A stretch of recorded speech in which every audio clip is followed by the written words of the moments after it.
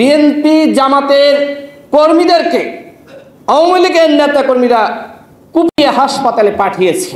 এই খবর কি আমাদের উপদেষ্টারা জানে?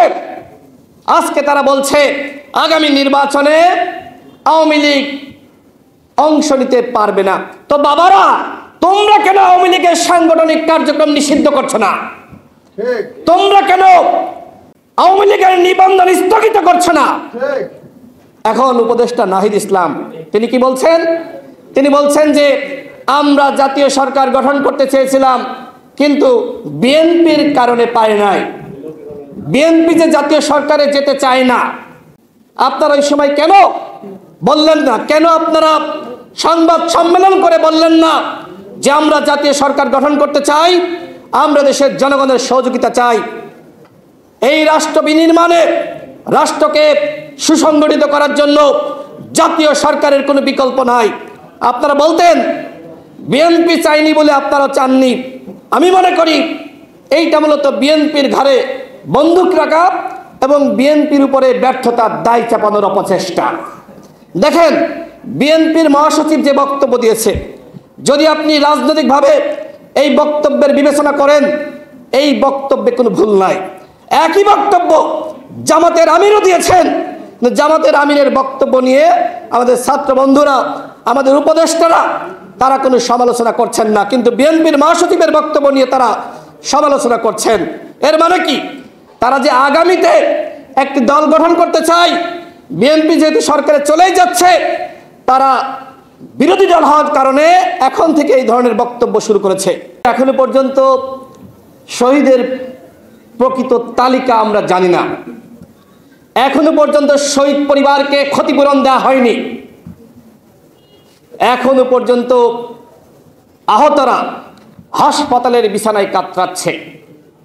একটু আগেই পিজি হাসপাতাল থেকে একজন আহত যোদ্ধা আমাকে মেসেজ করলেন যে ঠিক মতন চিকিৎসা পাচ্ছে না। সাংবাদিক ভাইয়েরা, আমার মোবাইল আপনারা দেখতে পারেন, এরকম অসংখ্য মোবাইলে দেখবেন অসংখ্য মেসেজ।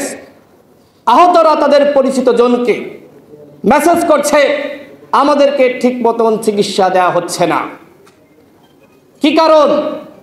সরকারের কি অর্থের সমস্যা নাকি মানসিক সমস্যা? আমি বলবো এই সরকারের অর্থের সমস্যা না, এই অন্তর্বর্তীকালীন সরকারের আসলে মানসিক সমস্যা হয়েছে। তারা বোঝে না কিভাবে রাষ্ট্র চালাতে হয়, তারা বোঝে না কিভাবে পুলিশকে দিয়ে, র্যাবকে দিয়ে, বিজিবিকে দিয়ে ফাংশন করাতে হয়। যে কারণে এখনো পর্যন্ত দেখবেন জেলার বিভিন্ন জায়গায় মারামারি, খুনাখুনি, হানাহানি, চাঁদাবাজি, হিংসা, বিদ্বেষ। আমার জেলা ঝিনাইদহ সদর হাসপাতাল আমি গিয়েছিলাম সেখানকার রোগী দেখার জন্য। আমি দেখলাম যে বিএনপি জামাতের কর্মীদেরকে আওয়ামী লীগের নেতা কর্মীরা কুপিয়ে হাসপাতালে পাঠিয়েছে। এই খবর কি আমাদের উপদেষ্টারা জানে? আজকে তারা বলছে আগামী নির্বাচনে আওয়ামী লীগ অংশ নিতে পারবে না।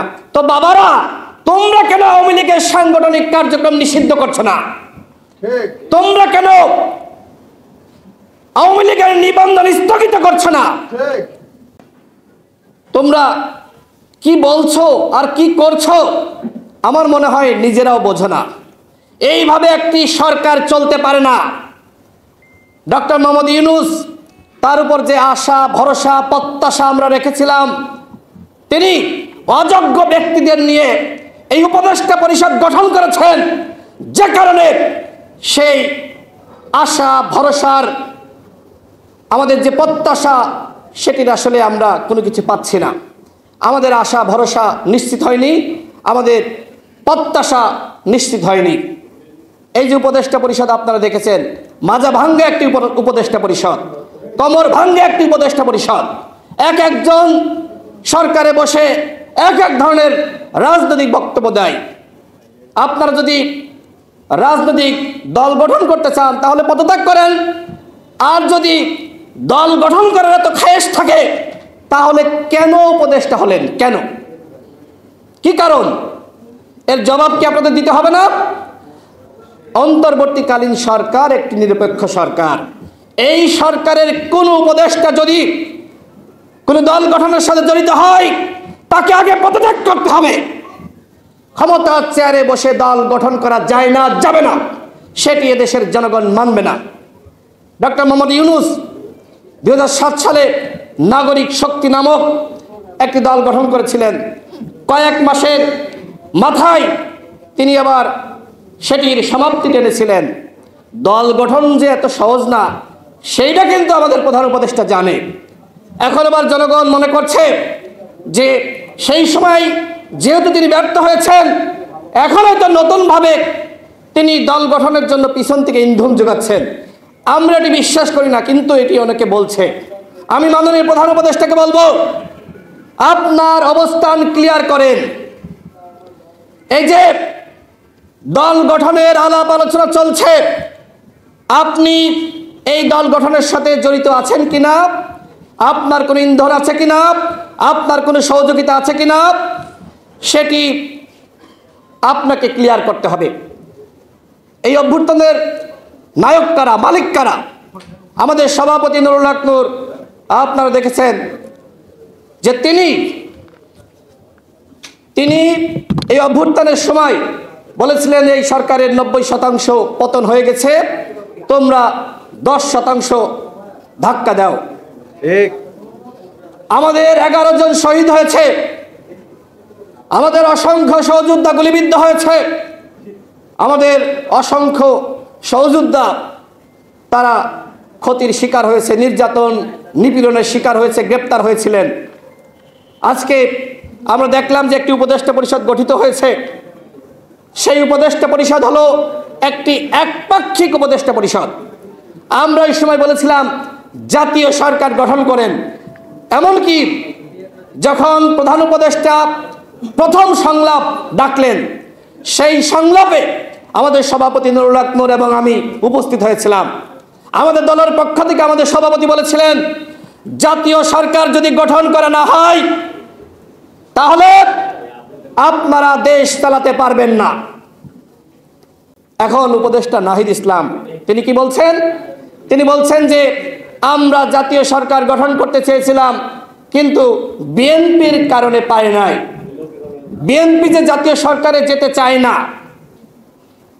আপনারা ওই সময় কেন বললেন না? কেন আপনারা সংবাদ সম্মেলন করে বললেন না যে আমরা জাতীয় সরকার গঠন করতে চাই, আমরা দেশের জনগণের সহযোগিতা চাই, এই রাষ্ট্র বিনির্মাণে রাষ্ট্রকে সুসংগঠিত করার জন্য জাতীয় সরকারের কোনো বিকল্প নাই। আপনারা বলতেন বিএনপি চাইনি বলে আপনারা চাননি। আমি মনে করি এইটা মূলত বিএনপির ঘাড়ে বন্দুক রাখা এবং বিএনপির উপরে ব্যর্থতার দায় চাপানোর অপচেষ্টা। দেখেন, বিএনপির মহাসচিব যে বক্তব্য দিয়েছে, যদি আপনি রাজনৈতিকভাবে এই বক্তব্যের বিবেচনা করেন, এই বক্তব্যে কোনো ভুল নাই। একই বক্তব্য জামাতের আমিরও দিয়েছেন। জামাতের আমিরের বক্তব্য নিয়ে আমাদের ছাত্র বন্ধুরা, আমাদের উপদেষ্টারা তারা কোনো সমালোচনা করছেন না, কিন্তু বিএনপির মহাসচিবের বক্তব্য নিয়ে তারা সমালোচনা করছেন। এর মানে কি? তারা যে আগামীতে একটি দল গঠন করতে চায়, বিএনপি যেহেতু সরকারে চলেই যাচ্ছে, তারা বিরোধী দল হওয়ার কারণে এখন থেকে এই ধরনের বক্তব্য শুরু করেছে। আমরা বলতে চাই, আগামীতে কে ক্ষমতায় যাবে, কে ক্ষমতায় যাবে না, সেই বিষয়ে কোনো উপদেষ্টা কোনো রাজনৈতিক বক্তব্য দিতে পারবেন না। যদি কোনো রাজনৈতিক বক্তব্য দিতে হয়, ওই উপদেষ্টার পদ ছাড়তে হবে। দল গঠন করবেন, ভালো কথা, কোনো আপত্তি নাই, শুভকামনা জানাচ্ছি, কিন্তু কিংস পার্টি গঠন করলে দেশের জনগণ মানবে না। আমরা কি বলেছি? আমরা হাসিনার সময় বলেছি, হাসিনা যদি চেয়ারে থাকে, ক্ষমতায় থাকে, প্রধানমন্ত্রী থাকে, তার অধীনে আমরা নির্বাচনে যাব না। হাসিনার অধীনে বাংলাদেশে কোনো সুষ্ঠু নির্বাচন হতে পারে না। হতে পারে বন্ধুগণ? হাসিনার অধীনে কোনো সুষ্ঠু নির্বাচন হতে পারে না, এই কথা আমরা বারবার বলেছি। আমরা সেই নির্বাচন বর্জন করেছি। এখন যদি কোনো কোনো উপদেষ্টার সহযোগিতায় দল গঠিত হয় এবং সেই দলের প্রতি উপদেষ্টাদের আশীর্বাদ থাকে, তাহলে আগামীতে যে নির্বাচন হবে, সেই নির্বাচন কি ফেয়ার হতে পারে? সেই নির্বাচন ফেয়ার হবে না। এই উপদেষ্টা পরিষদকে বলবো, নিরপেক্ষভাবে আপনারা রাষ্ট্র পরিচালনা করেন। আপনাদের নিরপেক্ষতার যথেষ্ট ঘাটতি রয়েছে। আপনারা কাউকে কাউকে সুবিধা দিচ্ছেন আর কাউকে কাউকে আপনারা বঞ্চিত করছেন। এইভাবে রাষ্ট্র চলতে পারে না।